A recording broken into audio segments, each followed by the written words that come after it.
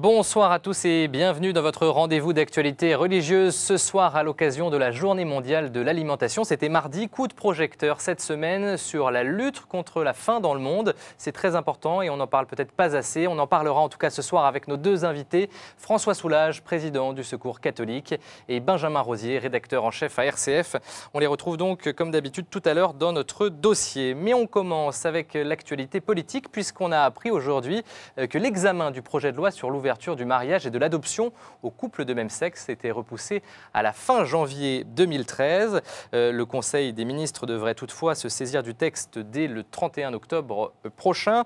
Vous le savez, depuis plusieurs semaines, les évêques multiplient les interventions pour dire leur opposition à ce projet. Cette semaine, l'évêque d'Albi s'est exprimé dans la presse locale. Les évêques de Normandie et des régions de l'Est de la France ont également publié leur communiqué. Comme beaucoup de leurs confrères, ils demandent l'organisation d'un grand débat public. Pour Monseigneur Potvin, le porte-parole des évêques de France, les élus doivent écouter les consciences. Il y a une démocratie représentative, bien sûr, qui est tout à fait respectable, mais si elle n'est pas écoutante de ce qui est en train de blesser les consciences, alors là, il va se produire quelque chose de très grave parce que la cohésion sociale du pays est déjà fragile et on va ajouter à cette fragilité, on est touché au cœur. Ce n'est pas une question seconde. Les gens qui disent c'est simplement l'extension d'un droit disent quelque chose qui n'est pas exact. On ne fait pas qu'étendre un droit.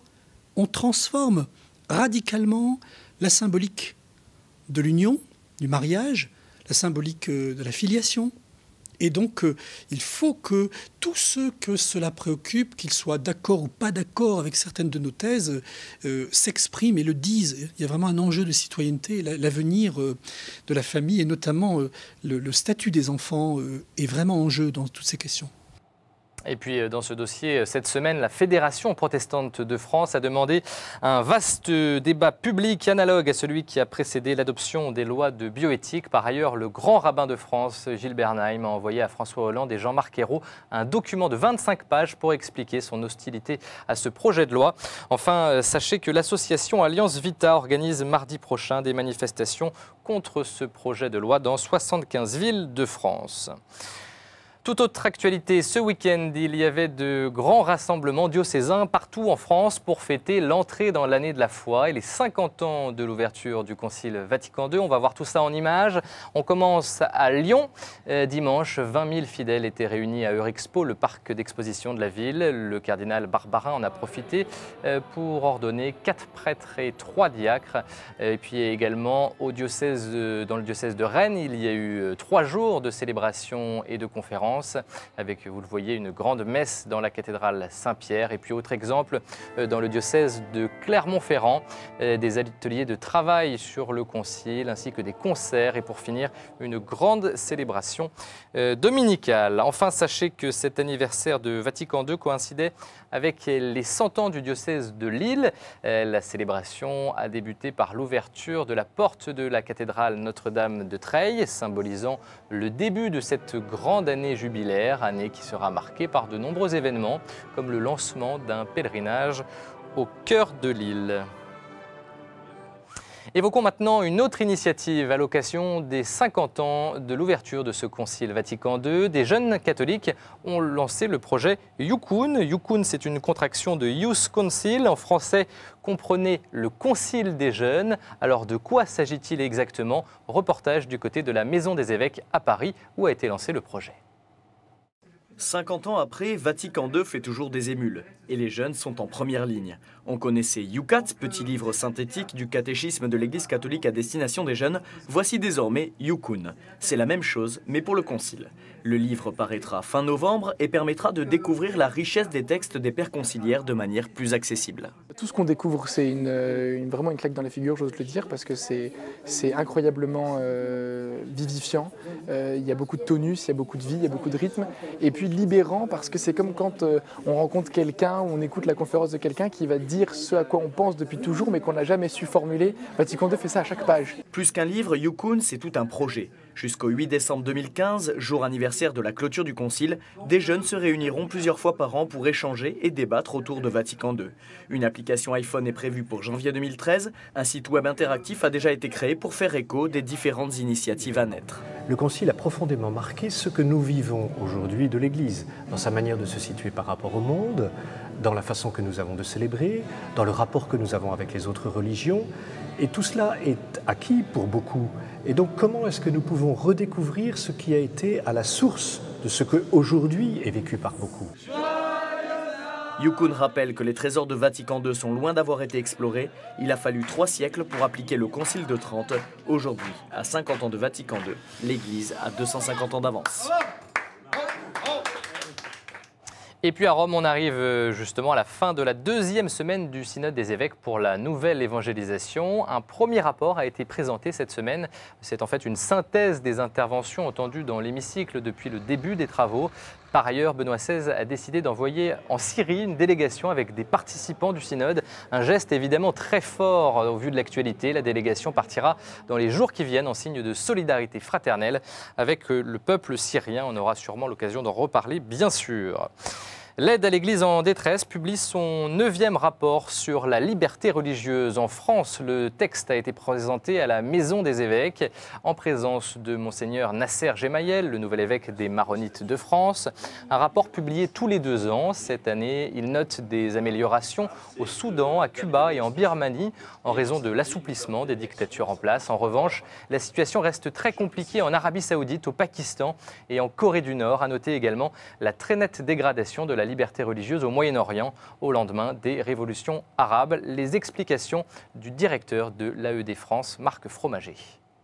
La grande nouveauté, c'est bien sûr ce qui s'est passé dans le monde arabe, ce qu'on a appelé le printemps arabe, avec toutes les conséquences que nous voyons aujourd'hui, c'est-à-dire une espèce de refermement de ces pays avec l'arrivée au pouvoir d'islamistes fondamentaux, voire de salafistes, que ce soit en Tunisie ou en Égypte, en Libye, avec donc globalement, il nous semble, une diminution de la liberté religieuse, que ce soit pour les minorités religieuses, bien sûr, les chrétiens avant tout, mais également pour toute la population. Dans ces pays, la majorité de la population est jeune et ils ont soif de liberté. Ils ont renversé les dictatures politiques dans la plupart de ces pays.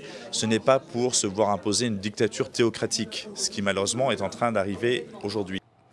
Et puis on a appris aujourd'hui que la France contribuera à hauteur de 200 000 € à la restauration de la basilique de la Nativité de Bethléem. Je vous rappelle que la République française a une responsabilité historique à l'égard des communautés chrétiennes de Terre Sainte.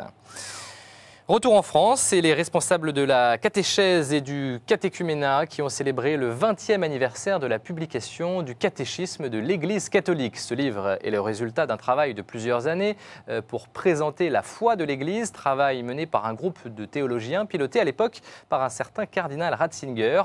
Aujourd'hui, à Lyon, Toulouse et Paris, simultanément, plus de 400 participants ont pu redécouvrir cet ouvrage indispensable pour la transmission de la foi. Reportage au Collège des Bernardins. 20 ans se sont écoulés depuis la publication du catéchisme de l'Église catholique. Et pourtant, ils sont là pour découvrir ce texte de référence. Responsables de la catéchèse en charge de la pastorale familiale ou à la préparation des sacrements. Ces laïcs et ces prêtres participent aux ateliers et conférences. Si on ne prend que ses propres mots, que ce que l'on ressent, ce que l'on pense, il y a un risque aussi d'annoncer une foi qui n'est pas forcément qui n'est pas forcément la foi au Christ.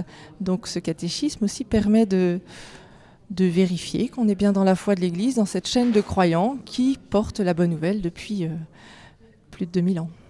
Découvrir le visage du Christ à travers le catéchisme ou comprendre en quoi cet ouvrage constitue un tournant, une maturité selon le père Olivier Artus dans la compréhension du Concile Vatican II par les biblistes.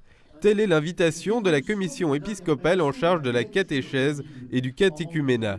Cet ouvrage aide surtout à la transmission de la foi de l'Église.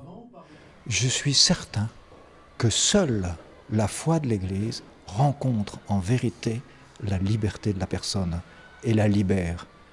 Et il me semble que si nous disons nos petites idées sur la foi, on n'arrivera pas à rencontrer la vraie liberté de la personne. Parce que dans la foi de l'Église catholique, c'est toute la révélation de Dieu, c'est-à-dire le mystère de Jésus. Plus que jamais au cours de l'année de la foi, le catéchisme de l'Église catholique apparaît comme un outil nécessaire et indispensable, comme l'a rappelé Benoît XVI. Et puis après 2 ans de travail, c'est la dernière ligne droite de Diaconia 2013. Près de 200 délégués diocésains étaient réunis en début de semaine à Nevers et ils préparaient le grand rassemblement de Lourdes en mai prochain. Je vous rappelle que l'objectif de Diaconia 2013 est d'appeler les communautés à plus de fraternité avec les personnes fragiles. On écoute le coordinateur national de Diaconia 2013. Ce dont on se rend compte, c'est qu'il y a là quelque chose qui correspond à un besoin de l'ensemble de l'Église de se re-questionner sur sa manière d'être proche de ceux qui vivent des difficultés, proche de ceux qui souffrent, proche de ceux qui prennent de plein fouet cette crise. On sent bien que c'est quelque chose d'important dans une société où justement les liens sociaux se distendent. Les États généraux du christianisme se sont déroulés ce week-end à Strasbourg. C'était leur 3e édition. 5000 personnes ont répondu à l'invitation de l'hebdomadaire La Vie pour réfléchir sur un thème qui fait écho à l'année de la foi. Qui croire, que croire? Des États généraux qui ont débuté par un geste œcuménique très fort. On regarde ce reportage. Dans le centre de Strasbourg, l'église Saint-Pierre-le-Vieux est un édifice religieux unique. Il a la particularité d'accueillir 2 lieux de culte, d'un côté une église catholique, de l'autre un temple protestant. Une porte, anciennement murée par Louis XIV, sépare les 2 communautés. Mais ce matin-là, de l'autre côté de la porte du temple, le maire de Strasbourg, Roland Ries, et l'évêque de Strasbourg, Monseigneur Gallet, ouvrent une porte fermée depuis 330 ans. Un acte fort, spirituel et citoyen, pensé par le directeur de l'hebdomadaire La Vie. L'idée même des États généraux du christianisme, c'est l'ouverture de cœur. Alors, cette ouverture de cœur va s'inscrire symboliquement, physiquement dans la ville de Strasbourg, et je suis très heureux que les États généraux du christianisme aient servi d'accélérateur à cette magnifique idée. On est 450 ans après le début des guerres de religion, on fait tomber un mur, on ouvre une porte, c'est ça notre philosophie, et c'est l'impulsion positive que nous avons voulu donner au dialogue entre les chrétiens. Ce sont les États généraux du christianisme, et donc l'ouverture est le symbole, je l'espère, d'une ouverture du christianisme et de la foi chrétienne. Qui croire, que croire? Qui croire, que croire, c'était le thème proposé par ces États généraux autour de 50 débats suivis cette année par 5000 personnes. Voilà, et puis pour conclure, quelques images de Luigina Traverso, une religieuse italienne qui souffrait d'une grave sciatique paralysante. Sa guérison a été officiellement reconnue miraculeuse. C'est la 68e attribuée à l'intercession de Notre-Dame de Lourdes au cours d'un pèlerinage qu'elle a effectué en 1965. Voilà pour ces images. Tout de suite, la chronique de Jean-Robert Armogat qui nous parle ce soir de cannabis.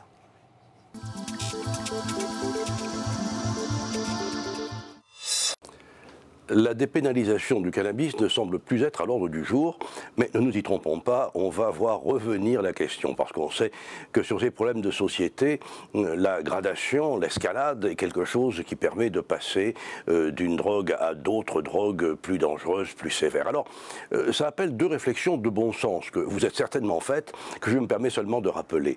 La première, c'est que le principe de précaution a conduit à réglementer l'usage du tabac, à interdire le tabagisme actif, passif, et protéger de la sorte de ce qui est un risque. Mais pourquoi est-ce que le même principe de précaution ne doit-il pas s'appliquer à des substances autrement toxiques qui entraînent des dommages irréversibles? Et puis, en second lieu, s'il appartient à l'État de protéger des populations jeunes et fragiles, on peut constater qu'il y a des lobbies qui existent en faveur de l'alcool ou en faveur du tabac. Les narcotrafiquants n'ont pas un tel lobby public, mais on peut se demander à qui le crime profite dans le cas d'une dépénalisation du cannabis. Bientôt, dans des soirées d'étudiants, on ne pourra plus boire de bière, mais on pourra fumer du cannabis. Alors, je sais bien que la dépénalisation, ce n'est pas la légalisation.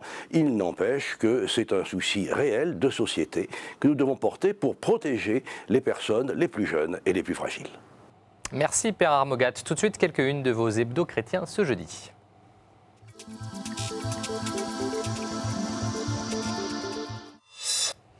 Jésus est le héros par excellence. Ce sont les mots d'Amélie Nothomb. L'écrivaine se confie à la vie pour la sortie de son dernier roman, l'hebdo, qui par ailleurs revient sur les moments forts de la 3e édition de ces États généraux du christianisme. Et enfin, quelle place la société doit-elle donner à la famille homoparentale? La vie donne la parole à des témoins et des experts. De son côté, à quelques jours de la présentation de ce projet de loi sur le mariage pour tous, Pellerin estime que le débat fait rage. Au cœur de cet affrontement, l'intérêt de l'enfant. Pour y voir plus clair, les explications de psychiatres, de théologiens et de juristes. Famille chrétienne parle d'un doute à l'Élysée concernant ce même projet de loi avec l'interview de Bernard Poignant, un proche du président de la République. Famille chrétienne qui, par ailleurs, vous le voyez, a sélectionné plusieurs expositions cet automne, peinture, sculpture ou photographie. Enfin, à l'occasion d'un colloque à Paris de la Fédération protestante de France sur le thème « Vivre sa mort », Réforme consacre un dossier sur la fin de vie. Peut-on déterminer soi-même la fin de sa propre vie? Reportage dans un établissement de soins palliatifs en République démocratique du Congo. C'est passionnant. Voilà, il est temps de passer à notre dossier.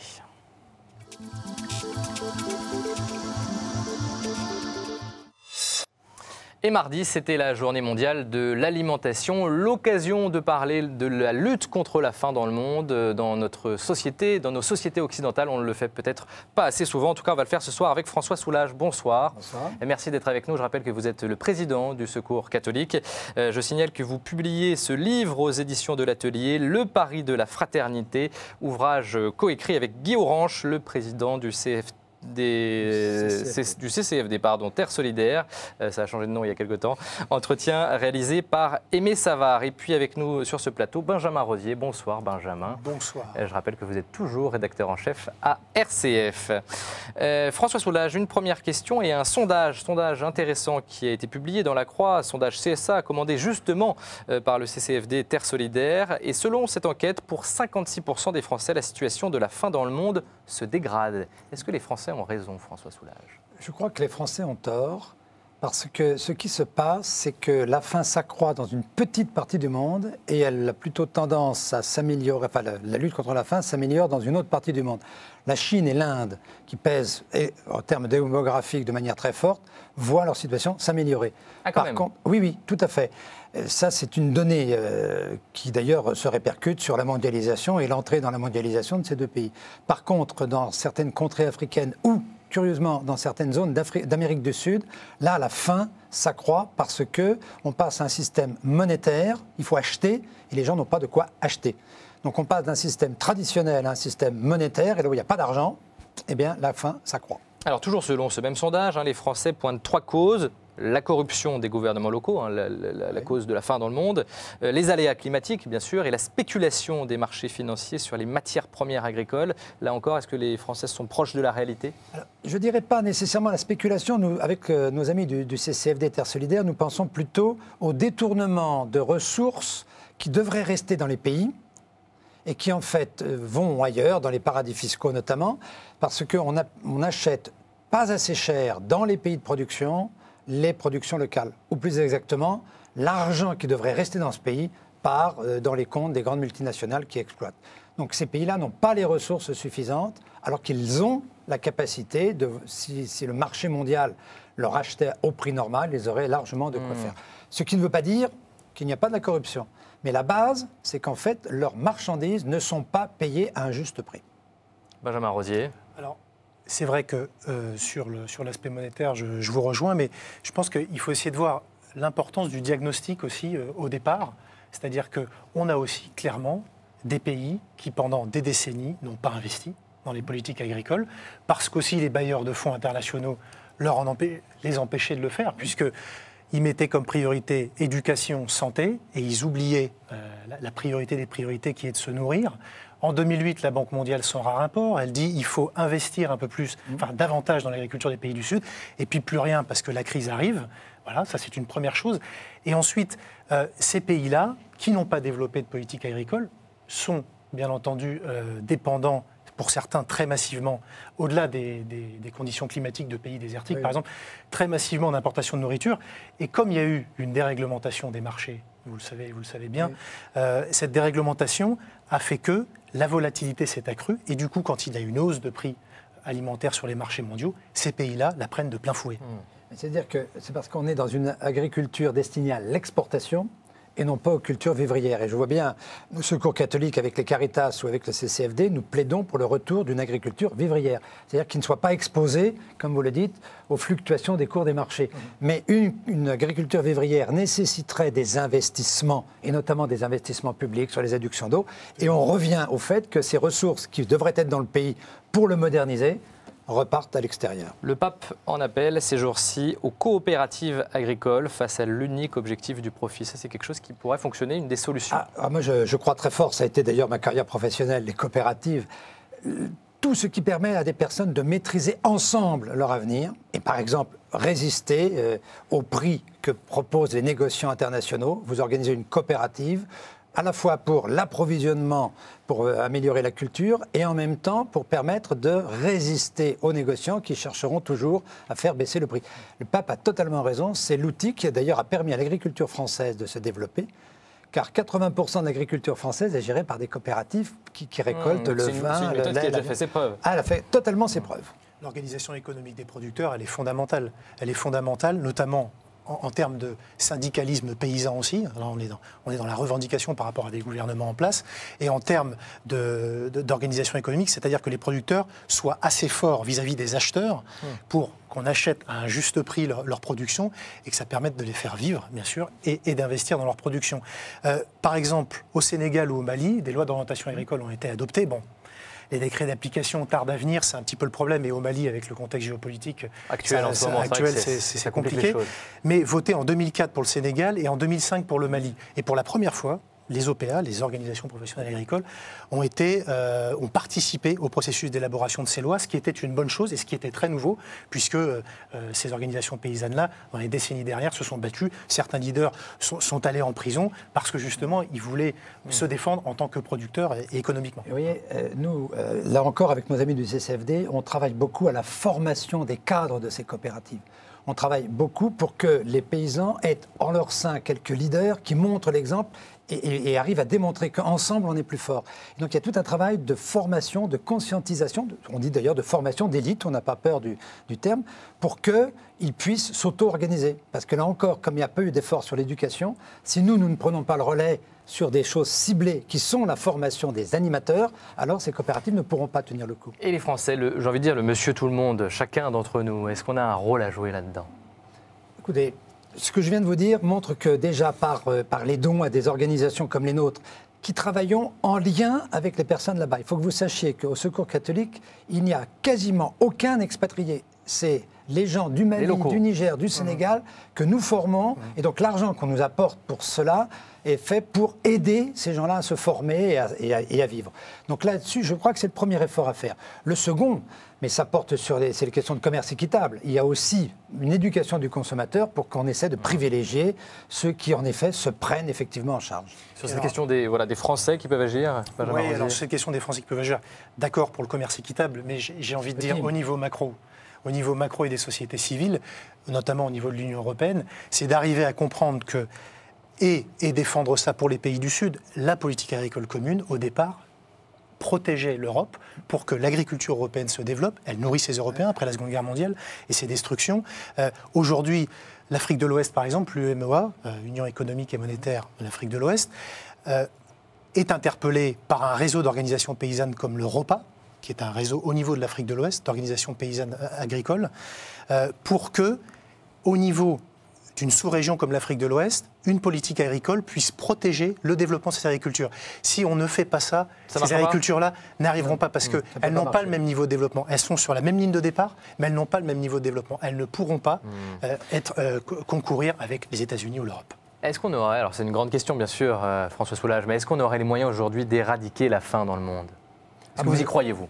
Oui, bien sûr, j'y crois. Les sommes à consacrer à l'éradication de la faim n'ont rien à voir avec les sommes consacrées au commerce des armes, à la spéculation financière. C'est tout l'enjeu de la taxe. C'est rien du tout à côté. Mais oui, c'est l'enjeu de la taxe sur les transactions financières. Avec 0,1% sur les taxes de taxes sur les transactions financières, on dégage 50 milliards pour le développement.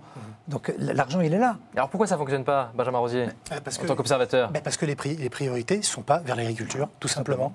Alors ça paraît aberrant, parce qu'on parle de gens qui meurent de faim. C'est scandaleux. Là, il y a une question de priorité politique qui, pour l'instant, n'est pas prise en compte. Qu'est-ce que vous préconisez, vous, au-delà de tout ce qu'on vient de dire, François Soulages? Nous avons été très allants, justement, sur cette taxe sur les transactions financières pour permettre que, dans un climat de crise financière, on ne peut pas imaginer que l'aide au développement en France, qui fait aujourd'hui 0,45% du PIB, augmente beaucoup sur des fonds budgétaires. Donc nous avions demandé au candidat Hollande, mais la promesse n'est pas tenue, que tous les produits de la taxe sur les transactions financières, enfin tous, en tout cas la majorité, aillent vers l'aide au développement. Aujourd'hui, si on obtient 10%, c'est le maximum, et encore, le ministre de la Coopération, Pascal Canfin, n'a même pas pris d'engagement sur 10% de ces taxes. Alors, c'est des ressources nouvelles, c'est ce qu'on appelle les ressources innovantes, et on pense qu'il y a là moyen de faire comprendre à la population qu'en effet, 0,1% sur les transactions financières, comme de toute façon, c'est des transactions très volatiles, ça ne changera pas grand-chose. Donc, c'est là encore une question de volonté politique. Et nous, organisations, notamment les organisations catholiques, parce qu'on est en pointe là-dessus, nous devons continuer à peser en faisant du lobbying, de l'action institutionnelle pour en faire un enjeu de développement. Et les derniers sondages montrent que c'est un peu compliqué. Vous y croyez, vous, à ce lobbying, Benjamin Rosier? Ce lobbying, il existe depuis un moment. J'ai l'impression que la Banque mondiale, en 2008, a compris. Mais le problème, c'est qu'il y a eu cette crise financière. On ne voit pas ces fonds arriver. Alors, on peut comprendre. Et en même temps, dans une crise, on peut, comme vous dites, si on a une volonté politique, mettre quand même un petit... à côté, et pour le développement agricole, certaines sommes et certains fonds. Vous parliez du commerce des armes, par exemple. Pour conclure, en un mot, François Soulages. Moi, je crois que la lutte contre la faim dans le monde est un des enjeux d'une prise de conscience que les chrétiens doivent avoir dans cette ouverture au monde. Vous savez, on a la nouvelle évangélisation. Mais pour moi, la nouvelle évangélisation, c'est aussi faire comprendre au monde que nous avons, nous, des choses à dire au monde. Et la lutte contre la faim, c'est un message au monde porté par notre foi chrétienne. Mais on n'est pas demandé, on ne veut pas faire des chrétiens, on leur dit, nous, chrétiens, voilà à quoi on croit, rejoignez-nous sur ce combat en faveur des hommes. Eh bien, merci François Soulages, merci Benjamin d'avoir participé à cette émission. On pourrait en parler encore pendant longtemps, bien entendu. François Soulages, je rappelle le titre de votre livre, Le pari de la fraternité, livre que vous co-signez avec Guy Orange. C'est le fruit d'entretiens réalisés par le journaliste Aimé Savard. Voilà, vous pouvez retrouver cette émission sur notre site internet. À très vite sur KTO, bien entendu.